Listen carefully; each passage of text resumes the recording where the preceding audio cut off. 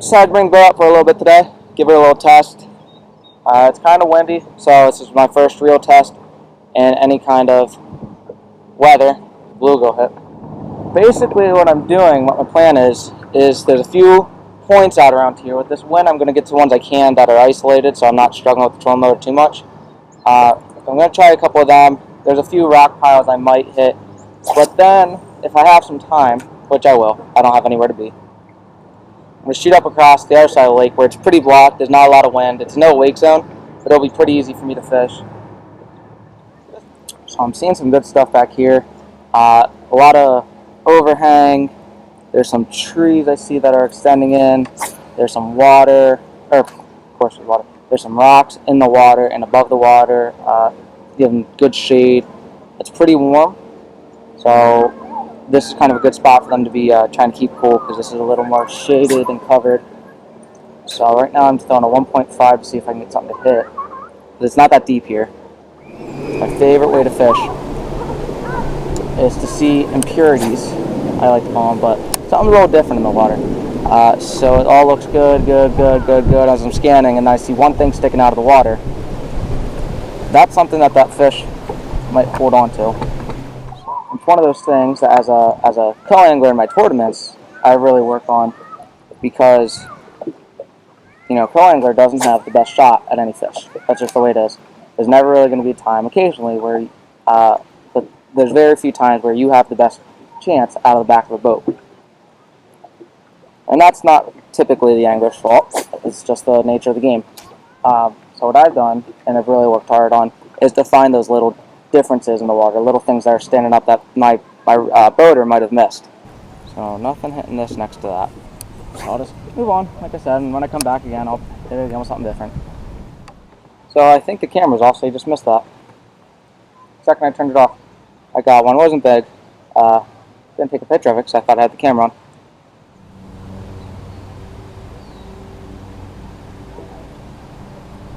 There's one. Oh.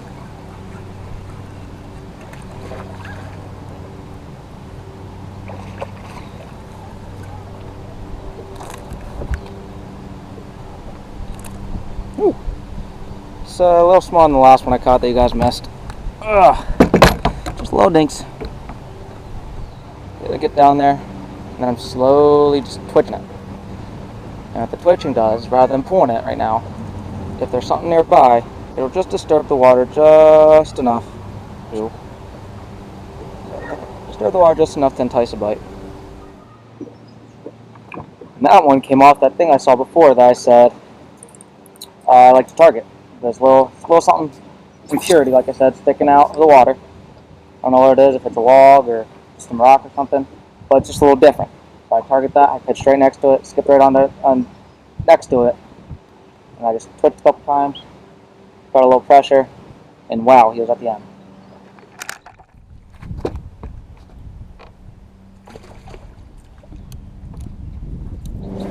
I just missed one trying to put the camera on, so that's a little annoying.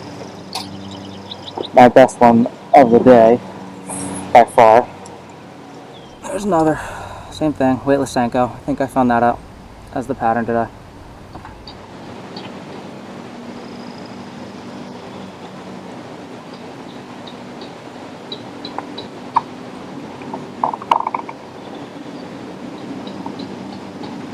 Got one that time.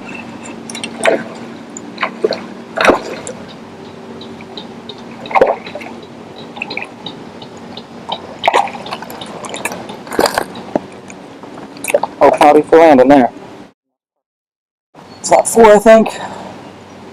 Around this size. The last one's probably a little bigger. That last one was very similar to the one before that.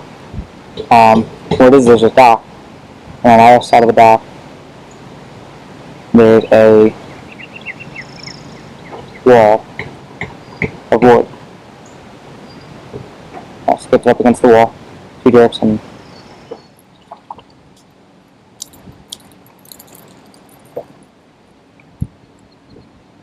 there you go. Oh yeah, bro.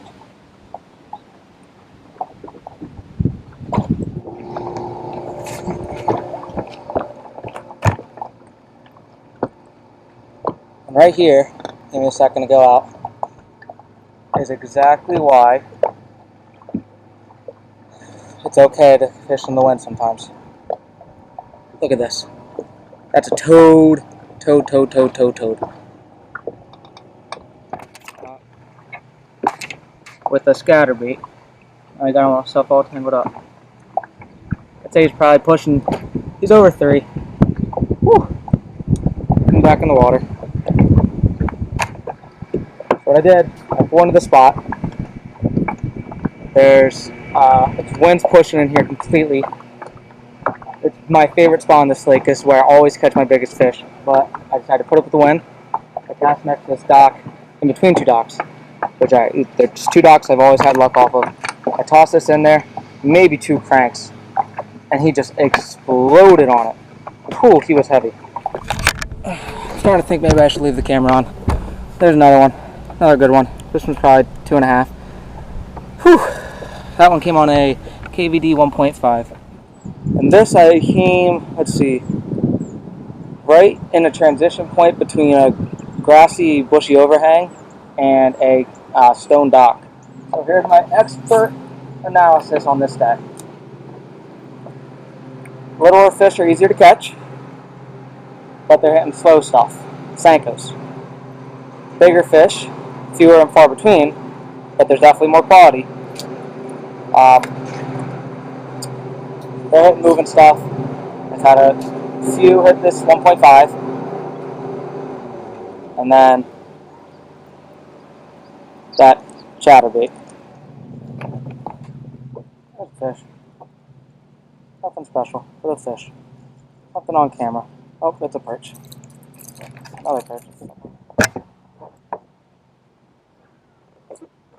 My most fish came on a finesse setup. This is a Ardent Bolt spinning reel with a Denny Brauer spinning rod. I had just had a weightless green pumpkin 4-inch worm on there. Seemed to work pretty well. Mostly smaller fish on that. Mostly with that, I was just kind of letting it fall down. So I would twitch it a few times, and I'd start feeling a couple little nibbles at the back most of the time, or a couple times it was just a solid pressure on there. The next most effective bait was a 1.5 in this shad color. I caught had a couple bites on this. I caught that one, pretty good one, probably 2.5 on it over towards the end of the day, and then I caught a bunch of perch on it, and I also missed a pretty solid one on it earlier when I was trying to fuss with the camera to get it up. I learned my lesson after that. Don't mess with the camera when there's a fish at the other line unless I can just quickly turn it on. Oh, and that was on a Ardent Elite, Apex Elite reel, and Denny Brauer crankbait rod. I'm using Gamma line on that. That's copolymer. And then lastly, my best fish came on a scatterbait, a jackbait scatterbait.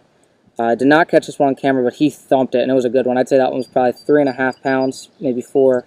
I don't think 4, but probably at least 3.5. And the trailer I had on there was, or used to be, a chartreuse pearl Lake Fork live magic shad with the boot tail. However, obviously that is no longer there. That came off. Like I said, this was a chartreuse and white scatterbait. So that was my really good one. I caught it fishing in the wind just outside my house a little bit. And that, again, was also on an Apex Elite reel with a Denny Brauer spinnerbait rod. Awesome rods, awesome reels. Go check them out at ardentreels.com.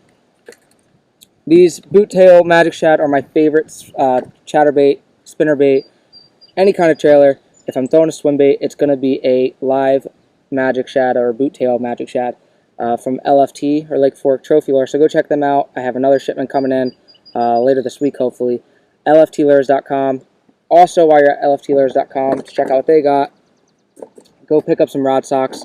These things are so handy. I'm missing a couple, and it's so annoying trying to fight these things out of the rod locker without them on there. It just makes my life so much easier. So go check them out. Again, LFTlures.com for both those. Go subscribe to my page if you have not yet. Like this video, comment, let me know what you think. Or go to my Instagram and follow me at Tim Rundle Fishing, or Twitter, Tim Rundle Fishing. and tight lines. See you guys later.